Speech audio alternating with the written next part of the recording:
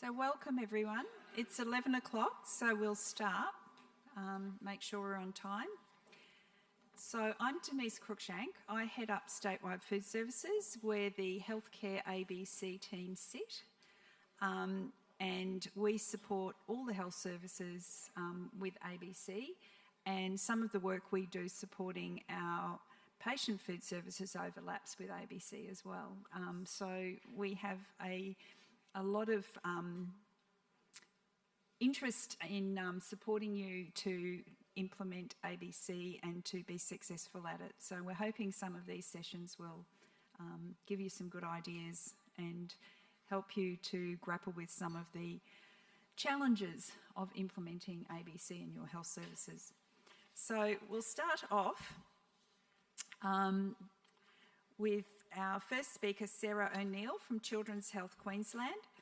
Sara is a dedicated dietitian specialising in food services at Children's Health Queensland with a strong focus on clinical nutrition and operational efficiency. Sara plays a key role in enhancing patient care through safe, culturally responsive and nutritionally sound food and service delivery.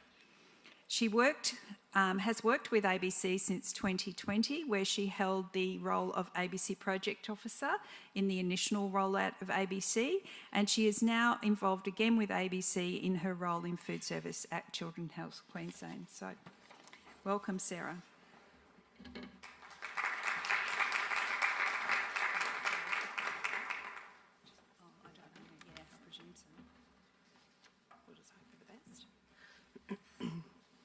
Good morning and thank you everyone. My name is Sara and I'm here to present to you just on some recent work that we've been doing at Children's Health Queensland implementing a better choice. But to get started, I just need to say that this isn't all my work, and so I just want to acknowledge Kimberly Gilbert, who is our Property and Leasing Manager at CHQ, who led our tender process, as well as Dr. Christy Bell, who's the Director of Dietetics at Children's, who unfortunately can't be here today. Children's Health Queensland Hospital and Health Service pays respect to the traditional custodians on the land in which we have the privilege to work, and we acknowledge and pay our respects to Aboriginal and Torres Strait Islander elders past, present and emerging. So just a little bit about us. So Children's Health Queensland is a statewide health service dedicated to providing specialist care for children and young people across Queensland.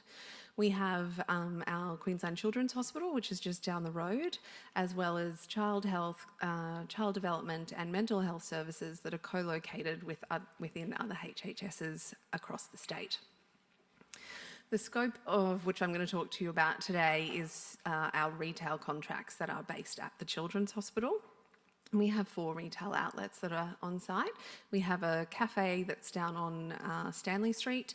Then we have a larger cafeteria space and a smaller retail outlet on level 2, which is the main foyer of the hospital, and then a coffee cart up on level 7, which is mainly accessed by staff. In terms of who's responsible for ABC compliance at CHQ, that sits under the portfolio of the clinical lead dietitian for food services, and we are heavily supported by our facilities management team and the CHQ leadership. We use community and public health nutrition students to do auditing throughout the year, and we also have a training and quality coordinator who completes our final audit for our reporting requirements. So how's it going? So our performance, as you can see from the slide, has varied over time. So when the Health Service Directive was expanded to include food, we were one of the sites to get incentive funding. And so for 2020 and 2021, when we had a dedicated project officer working in this space, we actually did quite well. So we were 81% and 75% compliant for those years. With the ending of that funding, though, we did struggle to maintain momentum, and you can see that our compliance has dropped. In addition to not having a dedicated person doing that work all the time, other contributing factors were just that our retailers weren't particularly interested and were a bit reluctant to move forward with ABC despite it being in their contract.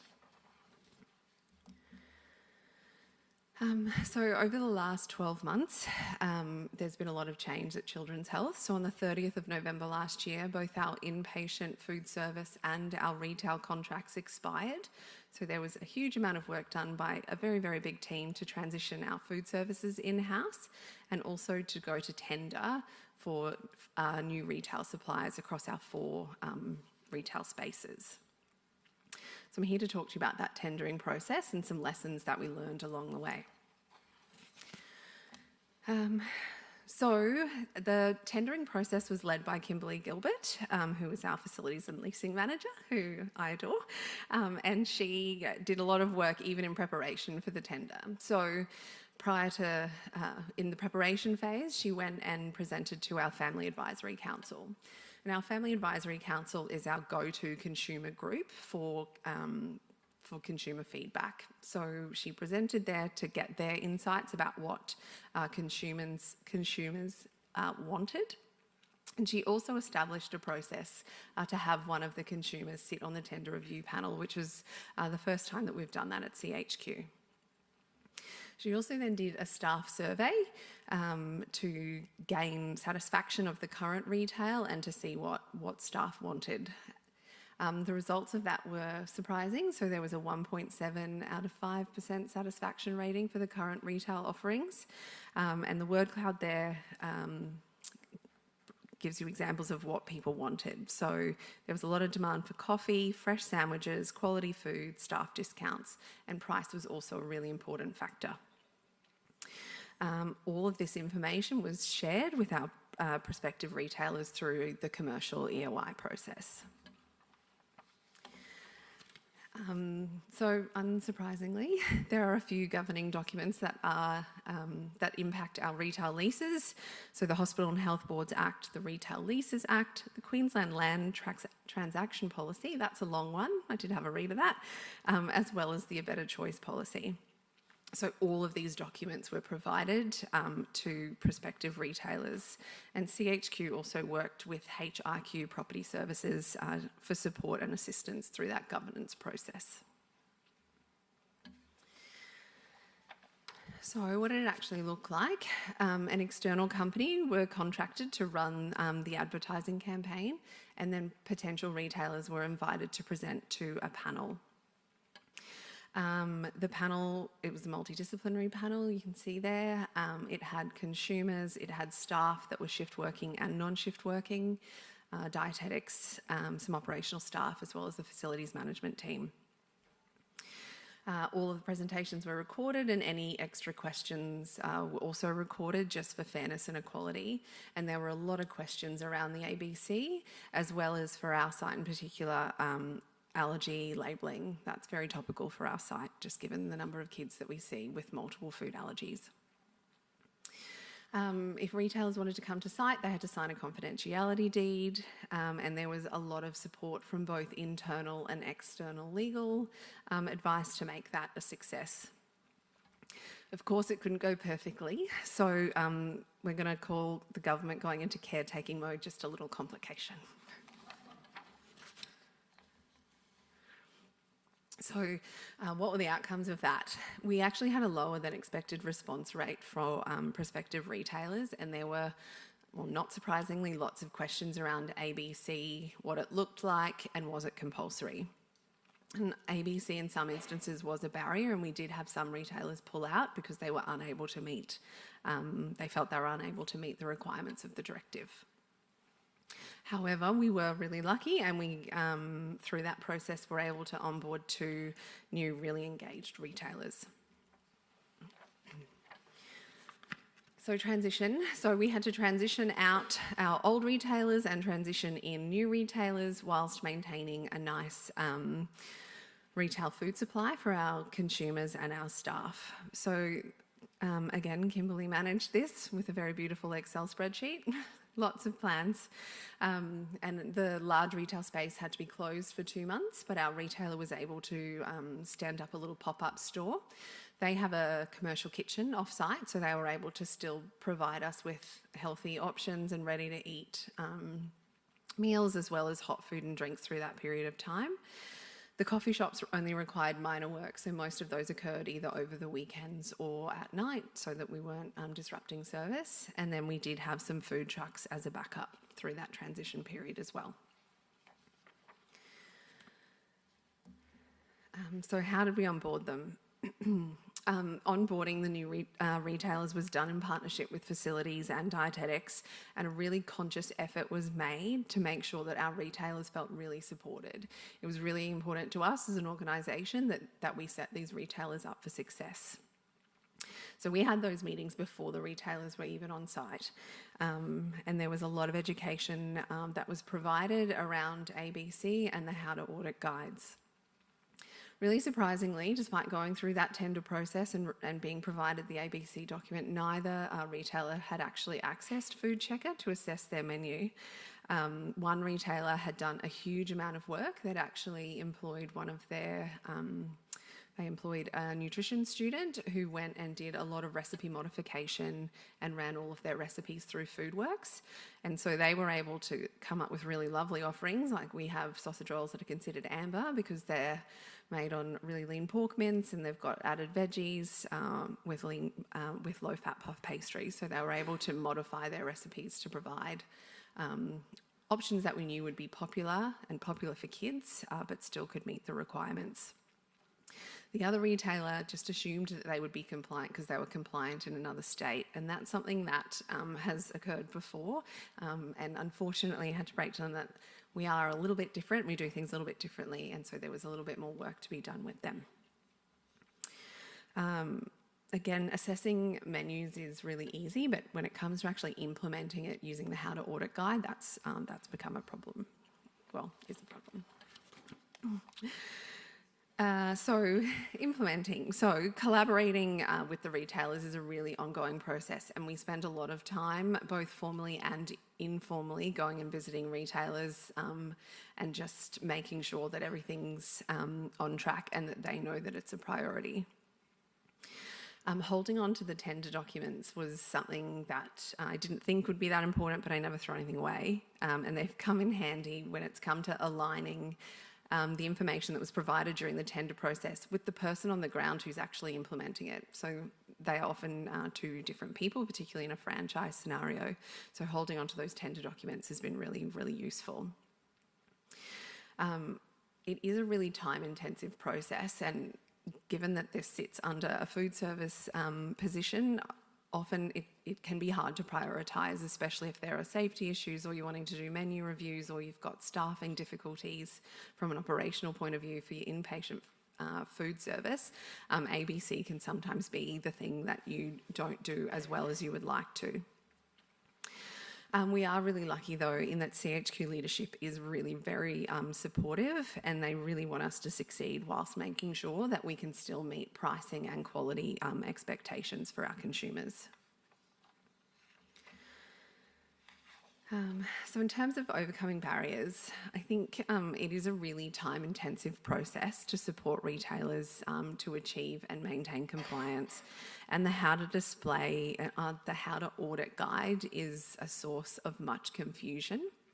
And I probably spend a lot of time, talking about the benefits of putting things in bowls and under domes, as opposed to having them, sitting out on a plate, so that we can have items that we know consumers want, but in a way that still meets the directive. One of the other really difficult things that we've had this year is that we actually lost our community public health nutrition students. So normally we would have an audit at the start of the year, like in March, and then we would use that as our baseline and then keep auditing to achieve compliance by the end of the year. But we actually lost that student resource this year, which was a challenge. The other difficulty that we have just comes in the form of patient and staff feedback. So we get a lot of feedback around pricing of foods and why we can't have some things on site. So it's been really, really useful, particularly from a consumer feedback point of view, to be able to say, yep, we hear you. We knew that this was going to be really important to you, so we engaged. We engaged with our Family Advisory Council, and we had a consumer on our tender review panel to make sure that the consumer voice was heard. And usually once we've explained that, people are pretty happy with that explanation. The other difficulty for us, though, is that our, whilst hospital cafeterias may not need to make profits, our retailers are businesses, and they're small businesses, so they are actually trying to make money. So trying to explain why our food service, or why our food retail looks different to, say, the Ipswich Hospital one, is a challenge as well.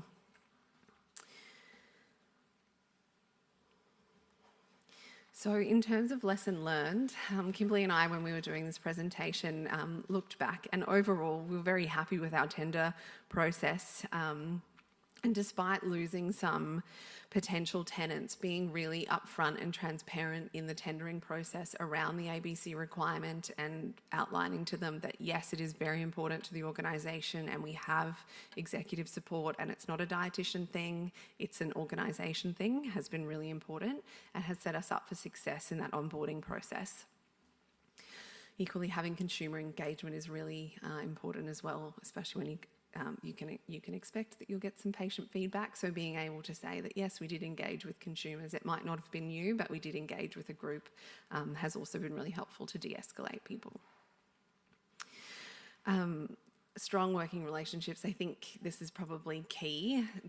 Getting ABC compliance in an organisation who has to work with external businesses to achieve a government directive, it's all going to be about relationships. I think people sometimes think, well, it's in the contract, therefore you just, get the stick out.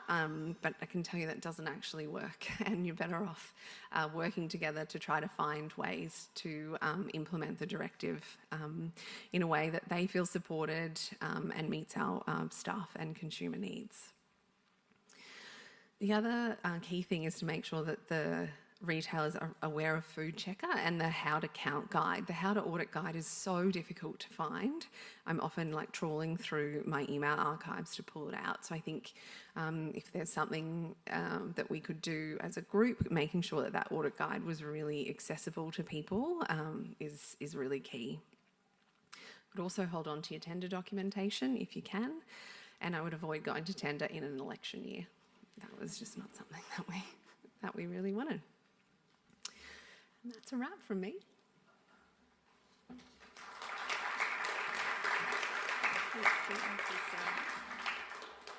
So if you have questions, we're going to bring Sara back on our panel after we've finished hearing from our other speaker.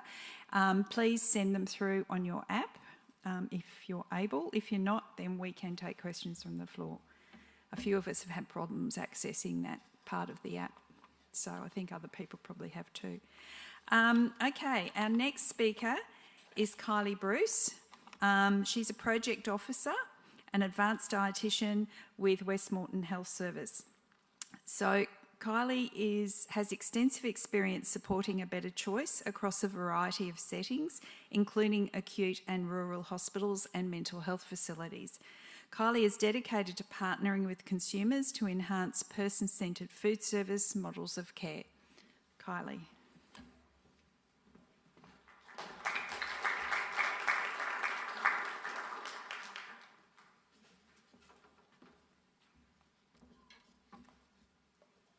Thanks, Denise. As Denise mentioned, my name's Kylie and I'm from Moreton Health. So today I'll be sharing how we've worked to strengthen the implementation of a better choice strategy across Moreton Health, particularly the role of engaging with stakeholders to drive success.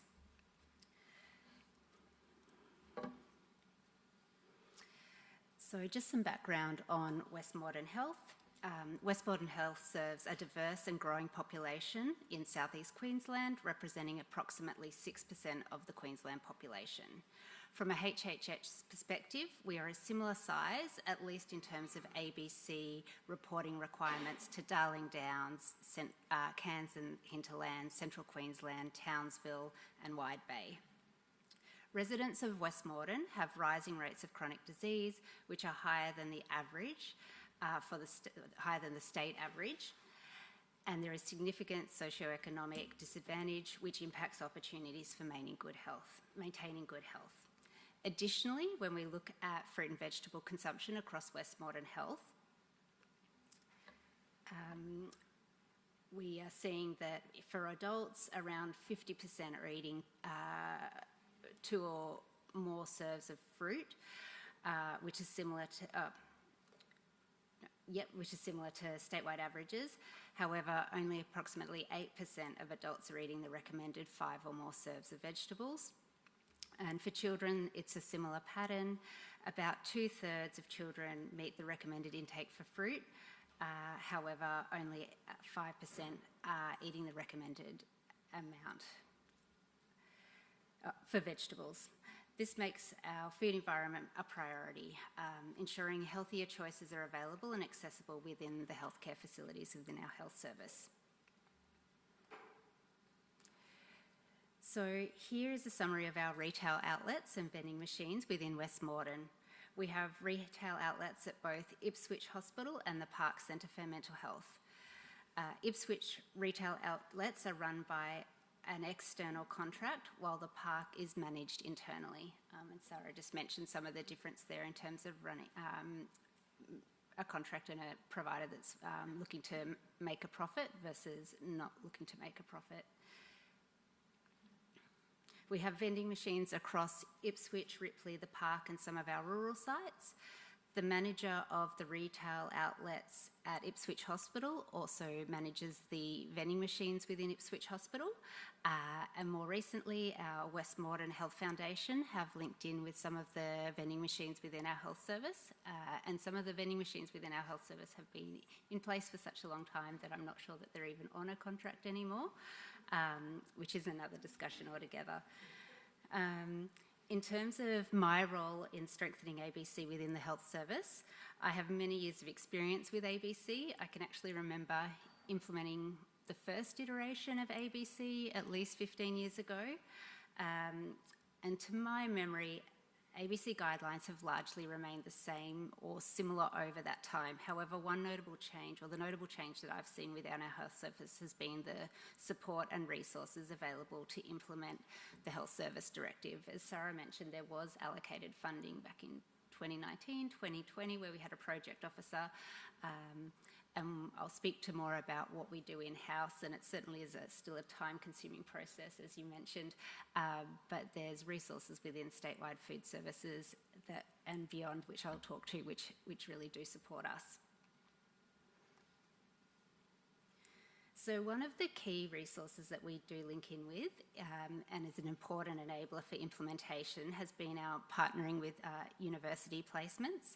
Each year we supervise at least 1 to 2 groups, or 1 and maximum 2 groups of community public health nutrition students for a 5-week block within our health service. I imagine a lot of you are really familiar with this process. However, we find it a really valuable process, and I had 2 students start in our health service yesterday who may be in the audience, so welcome. So students support the various tasks. We think about where we're at with our implementation strategy and what we'd like to achieve that year, and we develop a project that will support the ongoing sustainability and improvement of our performance targets. So some of the examples of some of the projects that they've done over recent years include needs assessments, particularly engaging with key stakeholders, consumers, as well as those that hold the contracts. Auditing is very helpful, and ideally if we can do 2 audits across a year, that's very useful, so we can see where there's room for improvement and then continue to make those improvements. And other engagement activities. Just here on the slide, you can see the planograms are just a really practical tool that students can develop up and provide to vendors so that they have some ideas of what they could make in terms of swaps to reach their performance targets. The students are really happy to work with key stakeholders to develop planograms that would work for them, but it's a starting place, and if something's developed up with a planogram, it's easier for those refilling the vending machine or the retail outlets to continue and maintain that consistency moving forward. So student placements not only enhance the capacity of our dietetics team, but also create opportunities for richer stakeholder engagement and sustainable project outcomes. As I've mentioned, some other really key stakeholder engagement involves our retail team and those that hold the retail contracts, as well as the Moreton Health Foundation. And just there below, you can see I've outlined all of the supports that we receive from particularly statewide food services, a Better Choice team. They are very helpful in terms of supporting the students' plan, onboarding and orientating the students to the Better Choice strategy. They link us in with vendors and answer all of our questions, which we often have, which we find really, really useful.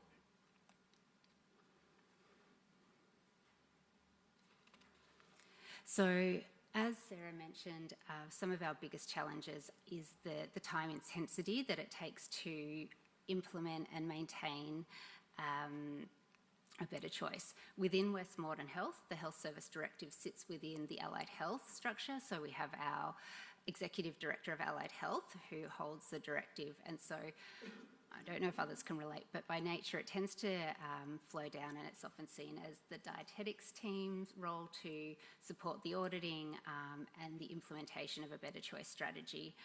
And we have a really strong view that it needs to be a health service-wide adoption of the strategy, not just looking at the dietitian to provide that role. So one of the key strategies we've implemented to address this is establishing an ABC Healthier Food and Drink HSD working group, and this was championed by our Executive Director of Allied Health. We really find that executive support is critical with the implementation of this strategy, and for those of you that may not have very proactive executive support as we do, I suppose I was thinking about things that may help, looking at your strategic plan for your health service and seeing where the Health Service Directive links in with your strategic plan may be one avenue to look at. Now, I've just popped up here the members of our working group, because I think it just highlights the breadth of membership. So membership spans across executives, nursing, environmental health, retail, communications, infrastructure and sustainability, and it's also based within Ipswich, and also we have representation from our rural sites as well, who can sometimes be lacking in their support, receiving the support to implement changes within their vending machines, particularly the ones that don't sit with a contract at all. So this group really has functioned to ensure that there's a shared responsibility and increased visibility and the ability to problem solve collectively. I think it's just helpful to have everyone at the table. We recognise though that everyone is very busy, and even though we have this working group, it can be difficult to get everyone at the table at the same time. So ideally, we hold quarterly meetings which bring stakeholders together. As I mentioned previously, it was always the role of the dietetics team, or if we were fortunate enough to have students to help with the auditing. But last year, our public health branch within Moreton actually volunteered that they had some resourcing to assist with the audits, which was really wonderful, and showed that we can share the responsibility. I think a key learning from that is that it takes a lot of attention to detail to accurately audit machines, so onboarding with the audit tool is key, and being available to answer any questions.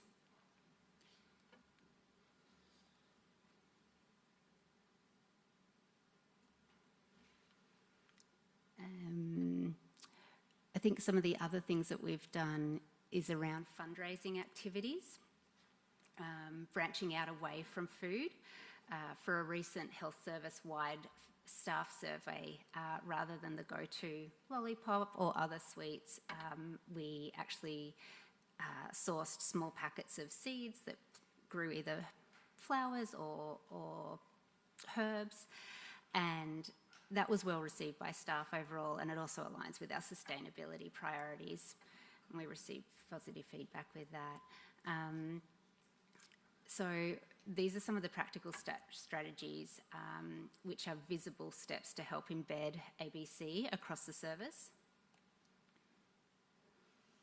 In terms of key learnings, a key insight is that genuine engagement takes time. Trust and shared goals are not built overnight. There's been challenges along the way, but linking in consistently with our key stakeholders has been helpful in fostering those relationships and a shared understanding. Linking into existing supports and structures has been vital, particularly the Statewide Food Services ABC team, and prioritising student placements. Establishing a health service-wide working group has been essential to raise the profile and shared responsibility, and this makes implementation more sustainable and less dependent on a single department. So to summarise, our journey has highlighted the importance of broad stakeholder ownership, not just dietetics, the value of student placements in extending capacity and driving engagement. They have more resourcing to take the time to attend a retail outlet and speak to patients and visitors, consumers in person, to garner survey feedback. Those sort of labour-intensive tasks that take time are really, really valuable, and a student can assist with that. Executive sponsorship is essential to progress and align with the strategic priorities, and that genuine engagement, while slower, delivers stronger and more sustainable outcomes. So thank you for your time today. ABC at West Moreton has been both challenging and rewarding, and the progress we've seen has been made possible through the collaboration to date, and we look forward to continuing to strengthen that. Thank you.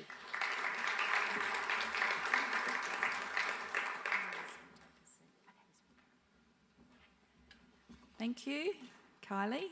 If you have any questions for Kylie, pop them in the app, or we can take them from the floor. I'd now like to welcome Sara back up, and also Mathew Dick from Health and Wellbeing Queensland. Mathew Dick is a senior public health leader with over 25 years' experience in nutrition policy, strategy and program design at state and national levels.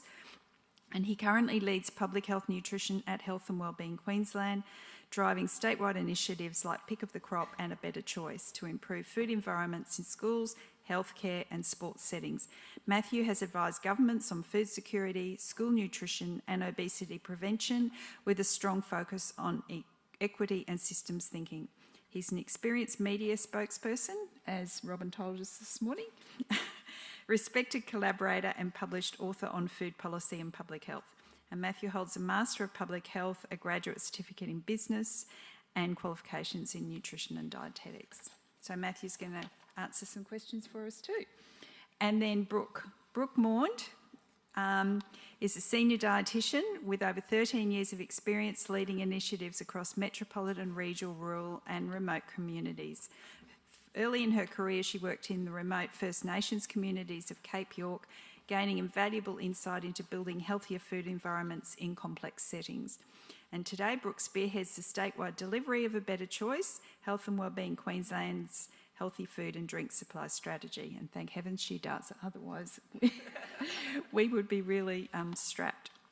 She forges partnerships with retailers, food industry, researchers and health services to embed sustainable system-wide change while guiding implementation through site visits, stakeholder collaboration, contribution to research and coordinating student dietetic placements. Outside of work, as a mother of 3 proud Aboriginal children, Brooke is personally driven to create a healthy, more equitable future for Aboriginal and Torres Strait Islander people. You hear me okay? I've got the mic on. Good. So, we have no questions yet on the app. So, any from the floor before I throw some questions?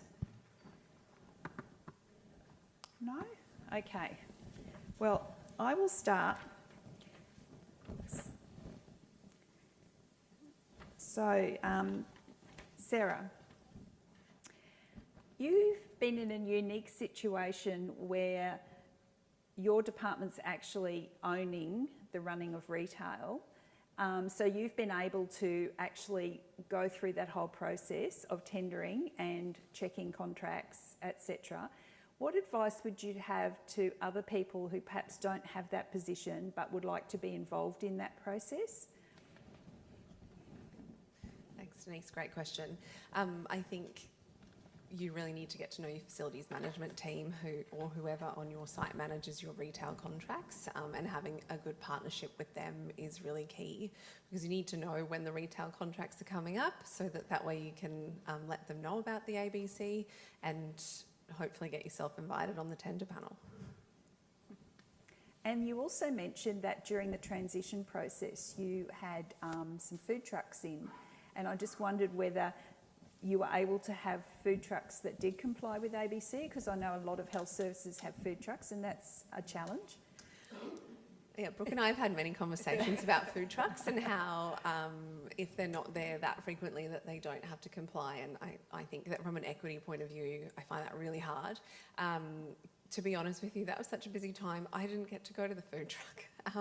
But I suspect they didn't comply with the ABC. And during that time we did, just knowing that we were going to have food trucks on site, we said to the retailers that, we're going to be working on menus and we're going to be working on planograms, but during this transition period we don't have an expectation that you will be 100% compliant with the directive. I'll add to that too, because I did have, through our discussion, so we had a student that looked specifically at food trucks earlier this year, and I guess it's something that we hadn't considered in the past, because historically with ABC it was just in retail and vending, and food trucks were not around that much, but we've seen them growing. Metro North, we have Food Truck Fridays. At Logan there's they have a similar event, and you do as well at the Children's, and I mean the student, what she did was look at all of the food trucks that there are in Brisbane, and the truth is food trucks are not designed for a healthy food and drink supply strategy, because they don't function in that way. They are out in the community, they are going to sporting events, community events, whatever it is. And often, we looked at all the different cuisines that are available with food trucks, and, often food trucks are designed for a very specific cuisine. So it might be, Asian fusion, or it might be, what did we get at the Royal, the baked potato one, like that. They have a very set area or type of food that they serve. And don't get me wrong, there's still plenty of things that they can do to improve their offering, but to meet the standard targets of ABC is very, very tricky, near impossible. And so we've had discussions with Health and Wellbeing Queensland and with Prevention Strategy Branch about how we can better do this when we review the directive next year, how we can, because I guess the thing is these events aren't going to stop, but by them being there it creates an equity issue with the retailers on site who are held to a certain standard where the food trucks are not. So I definitely think it's work that we need to do in this area, and the student did really well to highlight that to make us aware that we need to think a bit more about it. Thanks, I just want to say that from a food truck point of view and the equity thing, so, if you've got food trucks at Metro North where your retail is in-house versus ours where it's a business, I feel really uncomfortable saying, yeah, sure, roll up a food truck when I hold our retailers to a really high standard. Definitely something that needs to be looked at next year. And also I think what makes it more complex as well is that often, they're seen as staff morale boosting, like there's other aspects to it. It's a staff initiative that the Hospital Foundation is running. It's a fundraising thing as well. So I just think it just highlights how complex ABC is, and it's not easy, and it's not set and forget. There are so many different people involved, and this is just one issue that highlights it. Yeah. It sounds like the perfect opportunity for Healthcare ABC to get in bed, so to speak, with the sport and rec people running ABC, because if these food trucks are going out to those sorts of events, there's a really great opportunity for the two to work together to try and influence some of that food supply within the food trucks. Yeah, so great opportunity there. We'll think outside the box and see where we can go with that. Kylie, Just your explanation about how you engaged with your executive and your whole health service, and that was very inspiring, and I'm sure a lot of sites would love to be able to do that.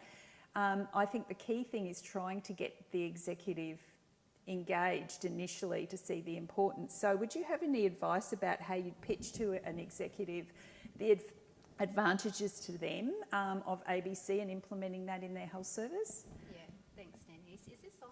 I don't know that it is. Thanks. Thank you. I was reflecting on this, and I'll be entirely transparent. We have an easier path because our Executive Director of Allied Health has a history as a dietitian. So he has a good understanding of the strategy and the benefits there. So it's hard. I don't have that true experience of trying to convince because we had a smoother path there. But certainly for many years we struggled on trying to, while we don't hold any of the contracts within our nutrition and dietetics department, it did fall to the dietetic team to get the job done and the auditing done. So I think it was advocating directly to the Exec Director of Allied Health that while we see this as an important component of the work that we do, we didn't have any funding for it, and it wasn't sustainable within our dietetic department to continue to invest all of the resourcing into this when it was a health service-wide directive. And I think the Exec Director of Allied Health could recognise that, and also recognise that we weren't going to be able to embed it in a sustainable way if we didn't have those that write the contracts and those that are out in the other sites involved. So I suppose for us it made a lot of sense to have that working group. So even if you can't get a true exec support, even just recognising that having a working group with everyone at the table so that they can express their points of view, even if they don't all agree, or even if no one agrees, I think just having those conversations at the table and facilitating those discussions can help the health service work out what is and isn't achievable in terms of their performance targets and how they can make improvements where possible, and I guess be strategic in what's possible this year. It's about progress, not perfection, I suppose. So how can we inch towards improvements. I think also, to be honest, and I don't know, I can't speak to this too much, but also the thought around having some of the performance the performance results for each health service become more widely shared was also a little bit of a motivator for exec, or might be in other health services, to put a little bit more energy into this across a health service, in honesty. Yeah, that's great, because that leads into my next question to Matt. What can health and wellbeing do to support health services to access their exec or get them on board? You know, what sort of avenues do you have to assist with that?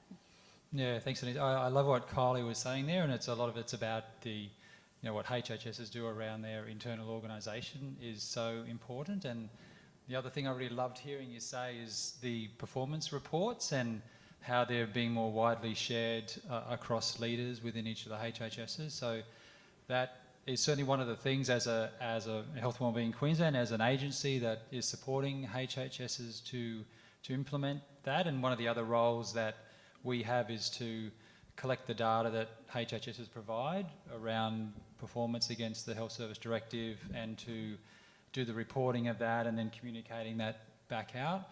So one of the things that we did spend a lot of time thinking about really was, because we had health execs in mind with that as being a key strategy to engage with executives around those results. So we spent a lot of time thinking about the language, and we steered well away from, like that stick. So we didn't talk about an audit or a compliance report. We instead flipped it and talked about a performance report and hitting targets. And so that's, I think, a very familiar way of thinking about these things for health services. So you've got a target and how you work toward it. That idea about progressing towards. So it's not about perfection in one step, but we know there's a process and a time that's involved to move toward it. So what we can do as an agency, I think, is that how we report that information back to health services that is meaningful to them, and so we tried to make it very specific, and we tried also, we don't try, we do, particularly with the data that we get in, we can actually identify very clearly what needs to change and where, so you can be very targeted and specific. And the other benefit of Health and Wellbeing Queensland doing this is that we can, we can communicate directly with, or our, through the CEO, we can communicate directly with chief executives, and so there's a direct line there, and so they're the kind of, so we can communicate that directly. In that way, the information is relevant, and we share it with the contacts as well, so try and get it across a number of places. And we, as a health agency, we are engaging with HHSs quite often on a whole range of preventive health issues. It's not just about a better choice, but it's other things as well. And so we have relationships with many, many executives and many different parts of a HHS, and so we can use those connections to also talk about a better choice and about performance as well, and always in the context of a positive, constructive conversation around what we can do to help and how we can work with, and how we can work with Brooke and Denise to give the support that we need to get. So that's it, it's progress towards all the time. So we have many ways that we can try and do that with the, I guess, with the responsibilities that we have. And we were unfortunate that Simon from Royal Brisbane Hospital Retail was unable to be here today, but he was going to talk about the Pick Me campaign and how they've used that at Royal Brisbane. So I was going to ask Brooke, because you're around what most of the sites are doing, but what have sites done to use Pick Me to raise awareness for healthy options? Thanks, Denise. So, obviously we've already spoken this morning about Pick Me, the fact that it's a the campaign that Health and Wellbeing Queensland has to make the healthier choice the obvious choice. It's not about demonising red and amber foods, because consumers are still within their rights to purchase those foods, and retailers are within their rights within ABC to have a certain percentage of those foods, but it's just about highlighting the green options. So Pick Me was first trialled in a few sites, Bundaberg being one of them a few years ago, and then it was rolled out fully end of last year. And we've had quite a few sites come on board, which is great. It features lots of, you would have seen some of the materials out on the Better Choice stand outside, but it has stickers, shelf wobblers, posters, table talkers, floor stickers, those sort of things. But what was interesting actually was we had take a lot of students. We had another student earlier this year who did a preliminary evaluation of Pick Me.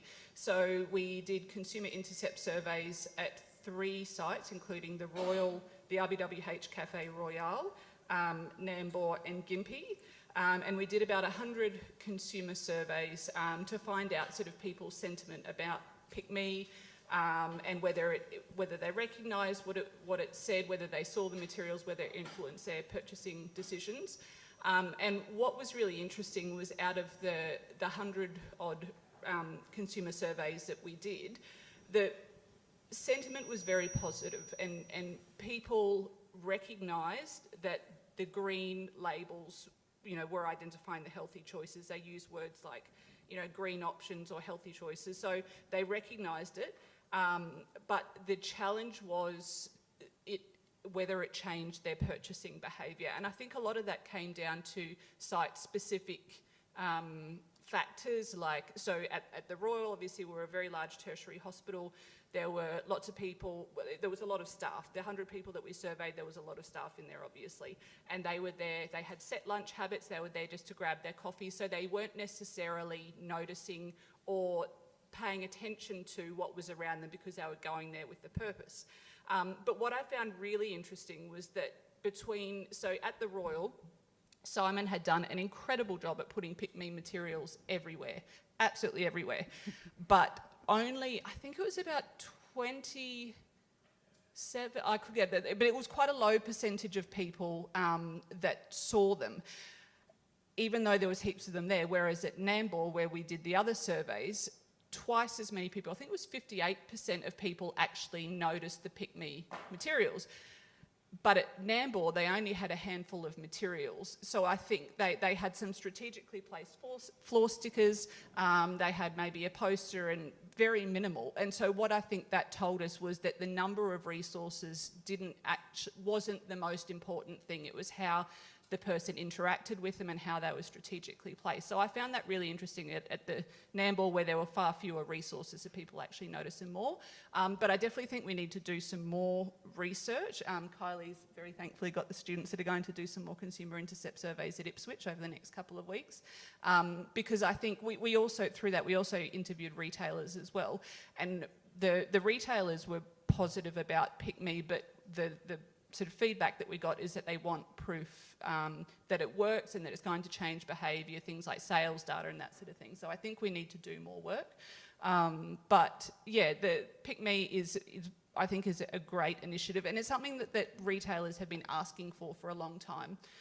But we just need to continue to evaluate and get the data to be able to support, to get retailers to continue to use it, because that's a challenge, I guess, with ABC. I know I'm talking really quickly, but ABC is not, it's an additional task for retailers to do on top of their business as usual. It's really, really challenging, and Pick Me, while it's great, is also another thing for them to do. So we need to be able to prove the value in it and get the data to support it. Yeah. And just a quick final question before we finish up. Matt, what's the future plans for Pick Me? Yeah, thanks, Denise. Pick Me, we'd love it to work and to keep it out there. In the trial that Brooke referred to, 1 in 10 of they did a QR code survey, but 1 in 10 of them told us that it had an impact on the choice that they made when they were there. So that's a pretty substantial. If that flows through, then it's a pretty substantial impact and worth investing in. But like Brooke said, the retailers need the evidence and the data, and we wanted to give it a year so that we could do all that and collect that information, and we just kind of haven't had the uptake of it as we would need really to collect that kind of information. So I think the intention is, we still need to do the sales data and do the surveys as you're talking about, and when we need that information, so then we can make a decision, in collaboration with Brooke and Denise and partners in the HHSs as well, around what works for you guys as well. But we do need more retailers to take it up and implement and trial and give us that feedback. We're very happy to receive that. We want to do work with you and do what works for you and is going to actually make a difference. And Pick Me is good because green, amber, red is not a customer-facing message. It's not intended as a message for people, because no one likes to label food red. So it's the message, the nutrition communication, health eating communication is dietary guidelines, which is, core foods, discretionary foods. So Pick Me is a good way to really label those foods that are the healthy foods. And they do get categorised as green in a better choice. But that's the message we want to communicate out to people, not a green, amber, red. Green, amber, red is for retailers, for supply and display, and that's as far as it should go. So please get in touch with us, put it in place, and then let us know the feedback. Thanks. Well, we've run out of time, so thank you to the panel for your brains trust of things that work and the challenges. We have had a couple of questions around university spaces, but unfortunately our topic's health. So I'm sure that the panel will be happy to talk to you in the break around some of the strategies that may be able to transfer to the university arena. So thank you for that question. Okay.